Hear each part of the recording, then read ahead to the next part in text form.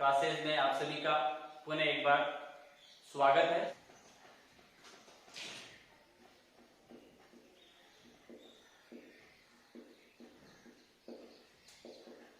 परागकोश भित्ति।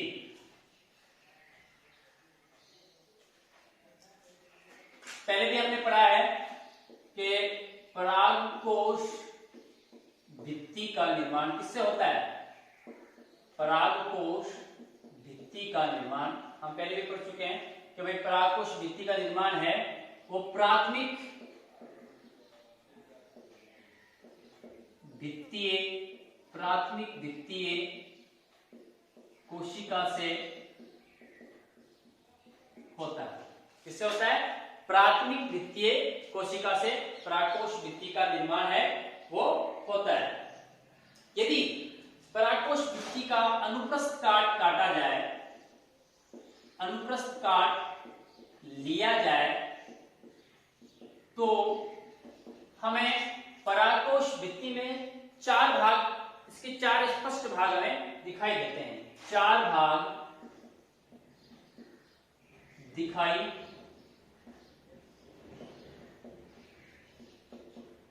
देते हैं। परागकोश भित्ति का यदि हम अनुप्रस्थ काट लें तो हमें इसके चार भाग दिखाई देते हैं और ये जो चारों भाग होते हैं, चारों भाग एक निश्चित क्रम में लगे रहते हैं। ये चारों भाग एक निश्चित क्रम में लगे रहते हैं। अच्छा, चार भाग होते हैं, कौन कौन से? बाह्य त्वचा, एपिडर्मिस, ठीक है। दूसरा भाग हो जाएगा इसके अंदर बाह्य त्वचा हो गया, एपिडर्मिस, और दूसरा हो जाएगा आपके एंडोथीसियम, अंतस्थीसियम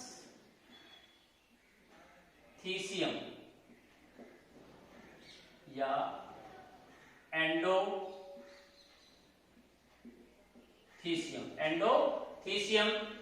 तीसरी हो जाएगी आपका मध्य परतें, मिडिल लेयर,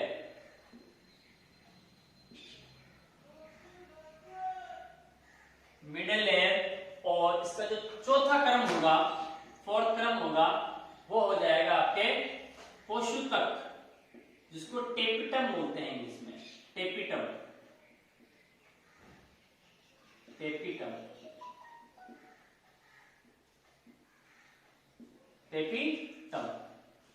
तो ये जो परागकोश भित्ति है इसका जो निर्माण हो रहा है, फिर देख लो, प्राथमिक भित्तीय कोशिका से होता है। यदि इसका अनुप्रस्थ काट लिया जाए तो इसमें चार भाग दिखाई देते हैं। अब हम थोड़ा सा इसमें थोड़ा डायग्राम की सहायता से भी समझने की कोशिश करेंगे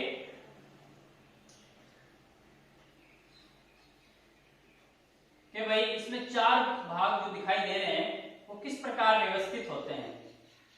ये जो चार भाग हैं ये आपको किस प्रकार दिखाई देंगे।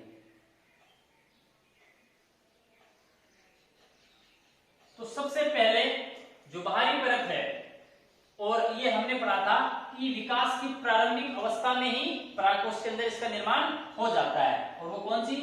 एपिडर्मिस, बाह्य त्वचा, एपिडर्मिस।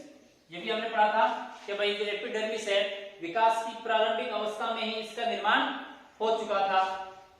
उसके बाद में जो दूसरी लेयर है, ये तो हो गया एपिडर्मिस, उसके बाद में दूसरी लेयर कौन सी थी? एंडोथीसियम। ये वाली जो लेयर है एंडोथीसियम, ठीक है।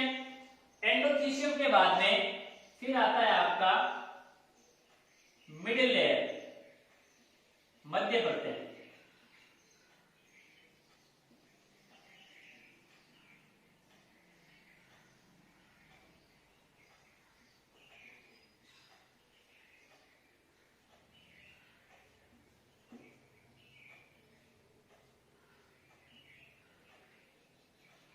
इस प्रकार। तो ये हो जाएगी आपके मिडिल लेयर, ठीक है। तीन परतें हो गई। उसके बाद में ये हो जाएंगे आपके लघु बीजाणुजन तक या लघु बीजाणुजन कोशिका,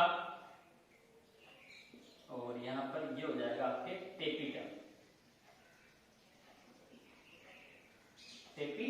तो इस प्रकार ये एक जो आपके परागकोश है, परागकोश की जो भित्ति है उसमें चार। अच्छा, अब ये आप देखो कि ये जो चारों क्रम होते हैं, ये जो चारों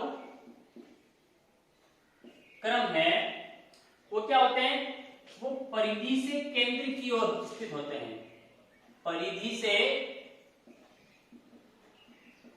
केंद्र की ओर स्थित होते हैं, यानी सबसे बाहर एपिडर्मिस, उसके नीचे एंडोथीसियम, उसके नीचे मिडिल लेयर और सबसे नीचे होता है आपके टेपिटल। अब इसका अलग अलग एक एक अलग अलग हम वर्णन देखते हैं। सबसे पहला आता है आपके बाह्य त्वचा, एपिडर्मिस।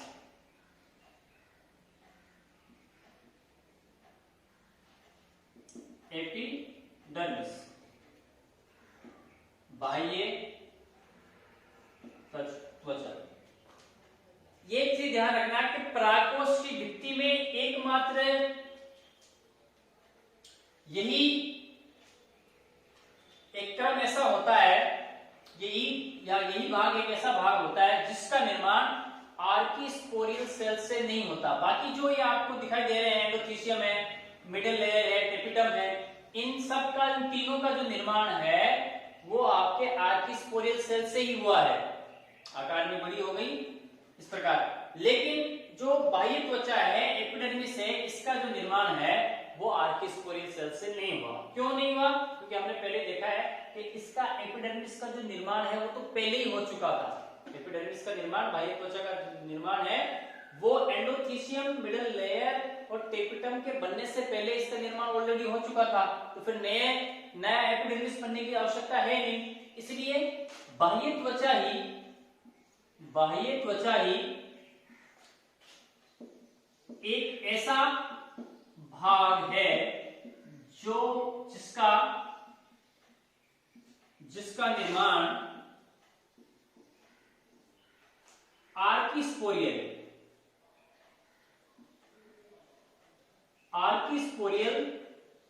सेल से नहीं हुआ है। ठीक है, आर्किस्पोरियल सेल से इसका निर्माण नहीं हुआ। तो एकमात्र ये जो एपिडर्मिस ही एकमात्र ऐसा भाग है, ऐसा पार्ट है परागकोश भित्ति का, ठीक है, एंथ्रोवॉल का, कि जिसका निर्माण है वो किससे नहीं हुआ, आर्किस्पोरियल सेल से नहीं हुआ। फिर एक चीज और के जो बाह्य त्वचा होती है, बाह्य त्वचा है, यह एकल परत है, सिंगल लेयर्ड है, ये एकल परत होती है, एकल परत होती है, सिंगल, डबल लेयर नहीं होती है, ये एकल लेयर ही होती है। ठीक है, फिर इसका जो सबसे इंपॉर्टेंट काम है एपिडर्मिस का, यह परागकोश की सुरक्षा करने का कार्य करती है। बाह्य त्वचा क्या करती है? परागकोश की सुरक्षा करने का कार्य करती है। फिर इस कोशिका के अंदर, सॉरी बाह्य त्वचा के अंदर, बाह्य त्वचा में अपनित विभाजन, अभी पहले हमने पढ़ा था परिणत और अपनित, इसमें अपनितिक विभाजन होते हैं, यानी नंबर ऑफ सेल्स, कोशिकाओं की संख्या बढ़ती है और उनकी परतों की संख्या, लेयर की संख्या उसमें नहीं होती है।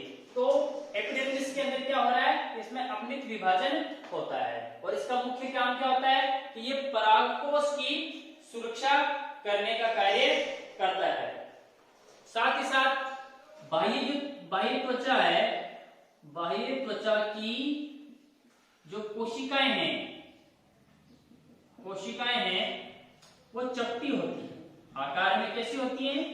चपटी होती है। ठीक, ये पहला पार्ट हो गया आपका एपिडर्मिस। फिर से देख लो कि बाह्य त्वचा यानी एपिडर्मिस ही एक ऐसा भाग है एंथ्रोमोल का जिसका निर्माण है वो आर्किस्पोरियल सेल से नहीं हुआ। बाकी जो इसके तीनों और पार्ट्स हैं, एंडोथीसियम, मिडल लेयर, टेपिडम, इनका निर्माण तो आर्किस्पोरियल सेल से हुआ, लेकिन एपिडर्मिस का नहीं हुआ है। क्यों नहीं हुआ है वो अभी मैंने आपको बताया था कि जो एपिडर्मिस है उसका जो निर्माण है वो परागकोश के विकास की प्रारंभिक अवस्था में उसका निर्माण हो चुका था, इसलिए। फिर ये जो एपिडर्मिस है ये ओनली सिंगल लेयर्ड होती है, एकल परतीय है, इसमें डबल लेयर्ड नहीं होती है, सिंगल लेयर्ड होती है। फिर इसका जो मुख्य कार्य है परागकोश बाह्य त्वचा का, ये परागकोश की सुरक्षा प्रदान करने का कार्य करती है, क्योंकि सबसे ऊपर की ओर यही होती है, एपिडर्मिस ही होती है, इसलिए ये परागकोश को सुरक्षा प्रदान करती है। फिर बाह्य त्वचा में क्या होता है, अपनत विभाजन होता है, अपनत विभाजन होता है जिसके अंदर कोशिकाओं की संख्या बढ़ती है। साथ ही साथ बाह्य त्वचा की जो कोशिकाएं होती हैं वो चपटी होती हैं और दीर्घित होती हैं। ठीक, अब दूसरा पार्ट लेते हैं हम, एंडोथीसियम, अंतस्थिसियम।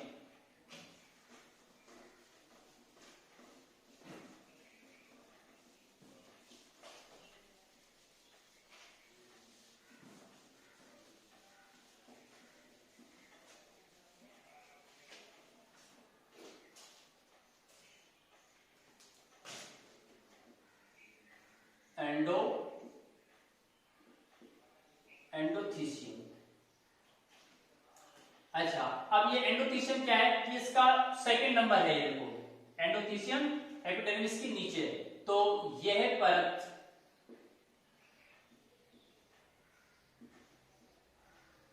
एपिडर्मिस के नीचे स्थित, यह परत एपिडर्मिस के नीचे स्थित होती है। यह परत एपिडर्मिस के नीचे स्थित होती है। कौन? एंडोथीसियम। अच्छा, जिस प्रकार एपिडर्मिस बाह्य त्वचा है वो एकल परतीय थी, ये भी क्या है, एंडोथीसियम भी क्या है, एकल परतीय होती है। यह संरचना भी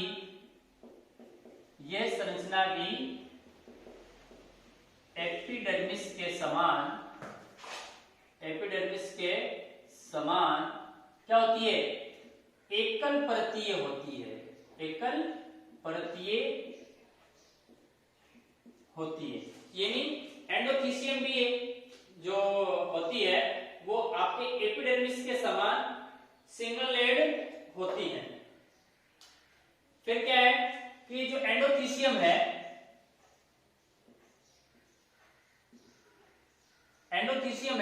इसकी जो कोशिकाएं होती हैं, एंडोथीसियम की जो कोशिकाएं हैं वो एंडोथीसियम की कोशिकाएं परागकोश के स्फुटन के समय, यानी जब परागकोश फूटता है, स्फुटित होता है, ठीक है ना, टूटता है, परागकोश के स्फुटन के समय इसकी कोशिकाएं क्या होती हैं, अधिक विकसित हो जाती हैं, अधिक विकसित होती हैं, अधिक विकसित होती है। तो ये एपिडर्मिस के नीचे स्थित होता है, ठीक है, और ये भी एपिडर्मिस के समान सिंगल लेयर्ड होता है, एकल परतीय होता है। और एंडोथीसियम की कोशिकाएं हैं वो परागकोश के स्फुटन के समय इसकी जो कोशिकाएं हैं वो अधिक विकसित हो जाती हैं। अच्छा, अब क्या होता है कि इनकी कोशिकाओं के अंदर,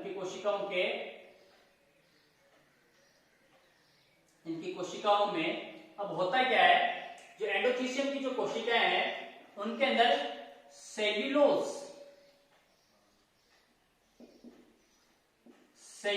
का क्या होता है, जमाव होने लगता है।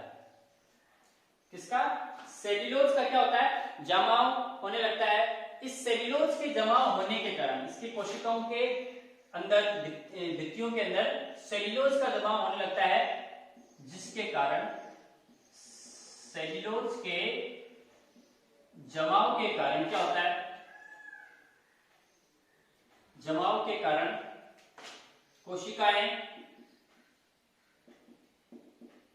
रेशा में, ये थोड़ा सॉफ्ट हो जाएंगी, रेशा में हो जाती हैं और इनका आकार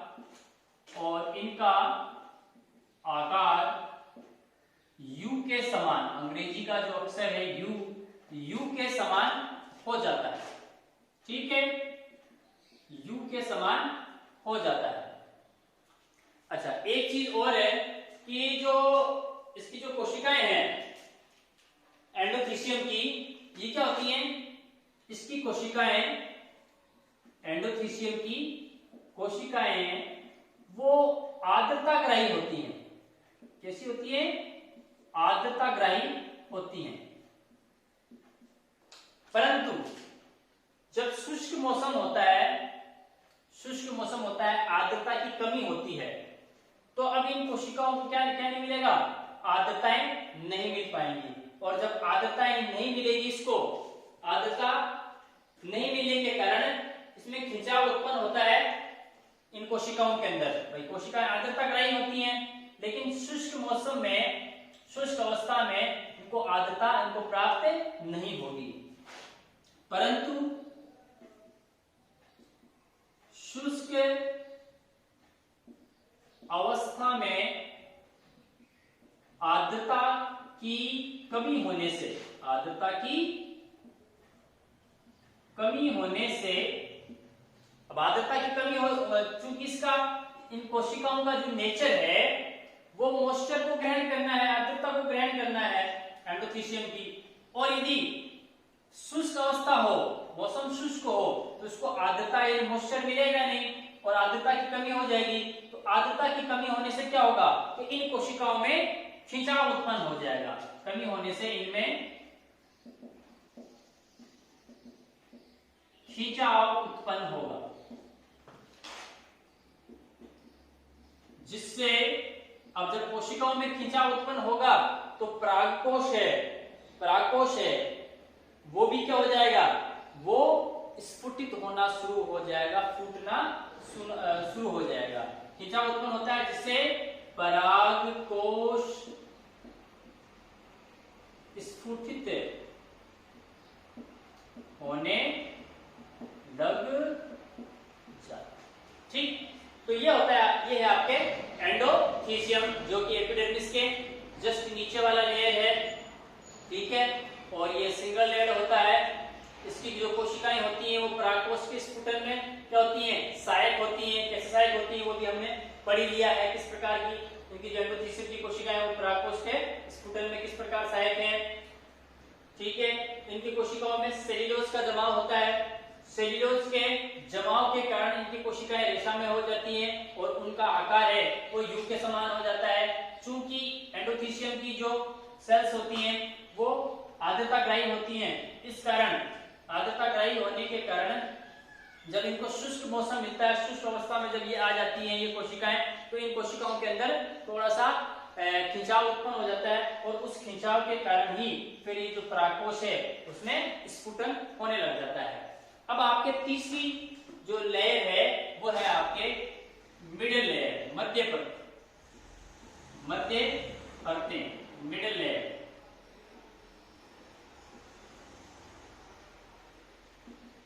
मध्य परतें, ठीक है ना।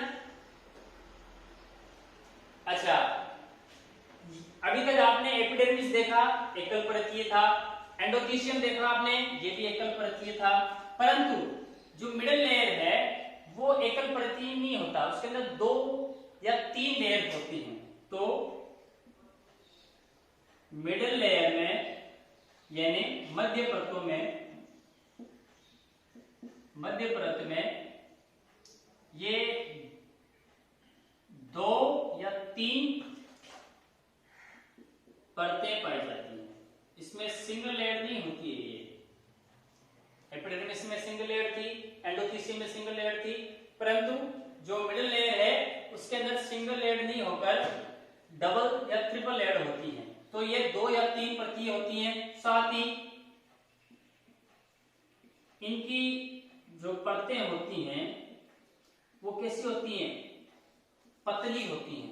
जो लेयर होता है, इनका लेयर होता है वो पतला होता है, इनकी परतें पतली होती है, वह अल्पकालिक होती हैं, यानी कुछ समय तक ही रहती हैं, अल्पकालिक होती है। ठीक है, तो ये आपके है मिडिल लेयर।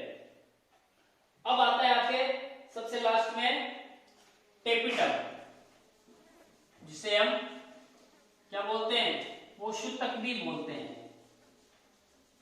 पोषक यानी टेपिटम। अब ये टेपिटम क्या है? देखो,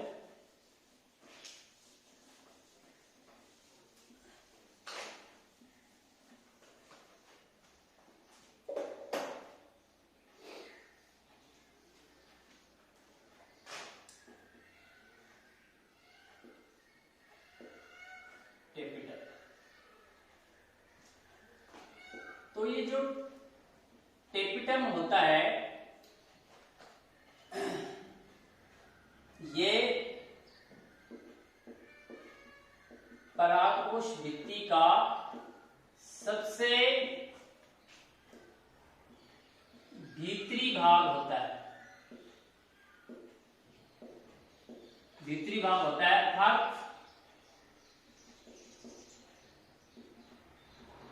केंद्र की ओर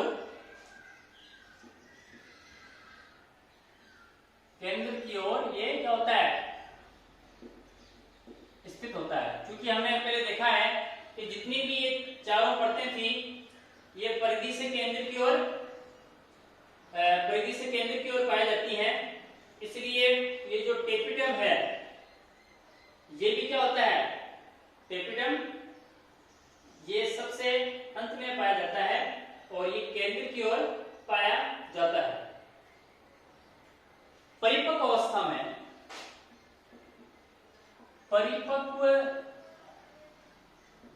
अवस्था में जो टेपिटम है, टेपिटम की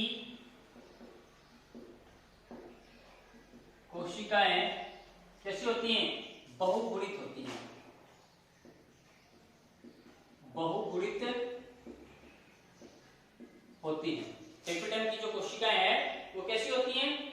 वो बहुगुणित होती हैं। साथ ही साथ बहुकेंद्र की भी होती हैं। बहुकेंद्र की भी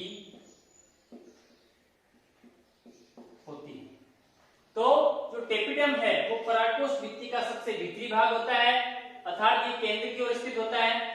परिपक्व अवस्था में टेपिटम की जो कोशिकाएं सेल्स होती हैं वो बहुगुणित होती हैं, साथ ही साथ क्या होती हैं? बहुकेंद्र की भी होती हैं। अच्छा, जो आवृतबीजी पादप होते हैं उसमें कोशिकाओं के स्वभाव के आधार पर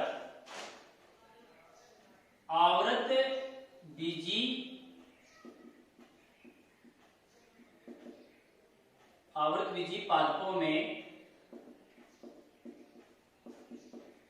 कोशिकाओं के स्वभाव के आधार पर, आवृतबीजी पादपों में कोशिकाओं के स्वभाव के आधार पर टेपिटम दो प्रकार के पाए जाते हैं।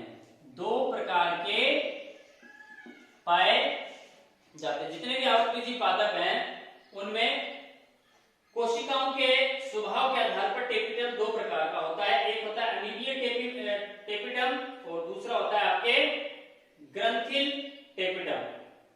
कौन कौन सा? अमीबीय टेपिटम और दूसरा होता है आपके ग्रंथिल टेपिटम। दो प्रकार के टेपिटम पाए जाते हैं। तो आवृतबीजी पादपों में कोशिकाओं के स्वभाव के आधार पर टेपिटम दो प्रकार के होते हैं, अमीबीय और ग्रंथिल टेपिटम। अब देखो दोनों के अलग अलग इनके काम है। जो अमीबीय टेपिटम है, अमीबीय टेपिटम है वो क्या करता है, तो ये जो अमीबीय टेपिटम होता है, अमीबीय टेपिटम यह है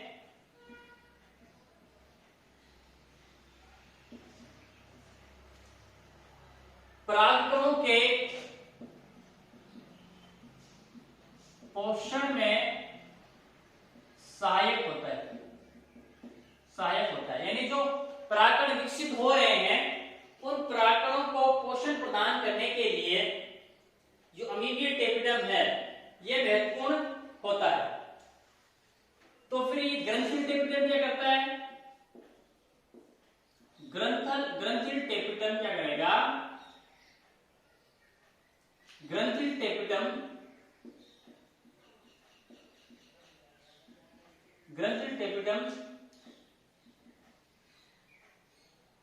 परागकण की बाह्य भित्ति, परागकण की बाह्य भित्ति के निर्माण में सहायक होता है। परागकण की बाह्य भित्ति के निर्माण में सहायक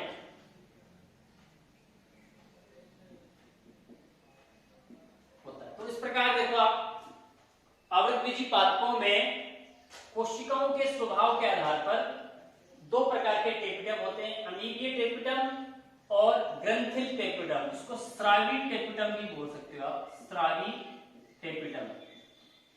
ठीक है, तो अमीबीय टेपिटम क्या करता है, अमीबीय टेपिटम ये परागकणों को पोषण में सहायक होता है। जो परागकण होते हैं उनको पोषण प्रदान करने में ये क्या करते हैं, सहायक होते हैं। ग्रंथिल टेपिटम परागकणों के जो बाह्य भित्ति है उसको बनाने में, उसके निर्माण में क्या होते हैं, ये सहायक होते हैं। अब क्या है, टेपिटम की कोशिकाओं में, टेपिटम की कोशिकाओं में गोलाकार वसीय संरचनाएं पाई जाती हैं, वसीय संरचनाएं पाई जाती हैं। टेपिटम की कोशिकाओं में गोलाकार वसीय फेट से बनी हुई संरचनाएं पाई जाती हैं। इन संरचनाओं को क्या कहते हैं, प्रोओबिस्काय, प्रोओबिस्काय कहते हैं। और ये प्रोओबिस्काय होती कैसी हैं, गोलाकार होती हैं, राउंडेड होती हैं, वसीय होती हैं, और इन्हें हम क्या कहते हैं, प्रोओबिस्काय कहते हैं। अच्छा, ये जो प्रोओबिस्काय होती है, प्रोओबिस्काय वो क्या होती है, एक पदार्थ आता है स्पोरोपोलेनिन, स्पोरोपोलेनिन नामक पदार्थ की सहायता से चेंज हो जाती है प्रोओबिस्काय। ठीक है, प्रोओबिस्काय वो एक पदार्थ है स्पोरोपोलेनिन, इसकी सहायता से वो चेंज हो जाती है। इसमें ओबिस्काय में परिवर्तित हो जाती है। ये जो प्रोओबिस्काय संरचना है वो स्पोरोपोलेनिन नामक पदार्थ की सहायता से ओबिस्काय में क्या हो जाती है, ये परिवर्तित हो जाती है। जो परागकणों के बाह्य चोल के निर्माण में सहायक होता है। तो इस प्रकार ये जो ओबिस्काय है, पहले प्रोबिस्काय था, प्रोबिस्काय है वो आपके स्पोरोपोलेनिन नामक पदार्थ की सहायता से उबिस्काय में परिवर्तित हो जाता है, कन्वर्ट हो जाता है। और ये उबिस्काय है वो क्या करता है, परागकणों के बाह्य चोल के निर्माण में सहायक होता है। जो बाह्य चोल होते हैं परागकण के राउंडेड, उनको निर्मित करने में ये उबिस्काय है वो क्या होता है, वो सहायक होता है। ठीक है, तो इस प्रकार हम देख सकते हैं कि अब टेपिटम का योगदान क्या है परागकणों में या परागकोश में, टेपिटम का योगदान क्या है। इस प्रकार हम देख सकते हैं कि जो टेपिटम है वो ना केवल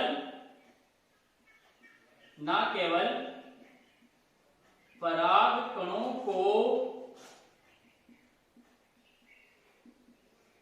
पोषण प्रदान करता है, ना केवल परागकणों को पोषण प्रदान करता है, बल्कि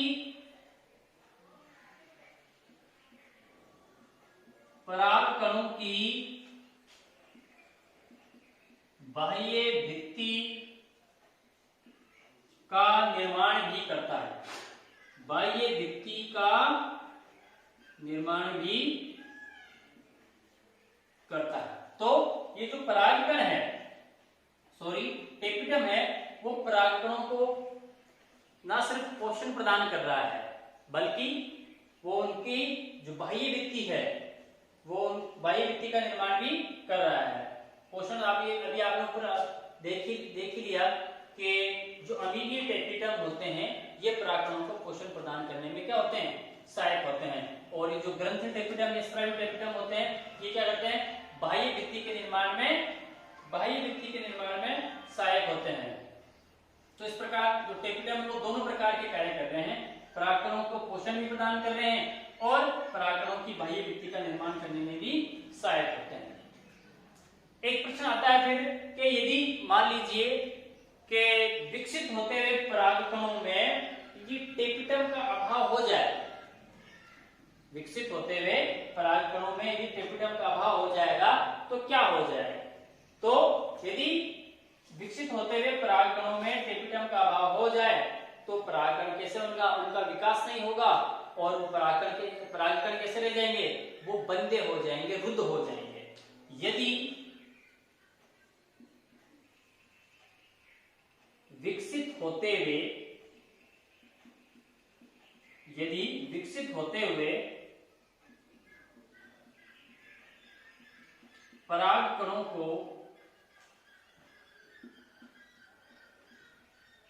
टेपिटम का या पोषक का अभाव हो जाए तो टेपिटम का अभाव हो जाए तो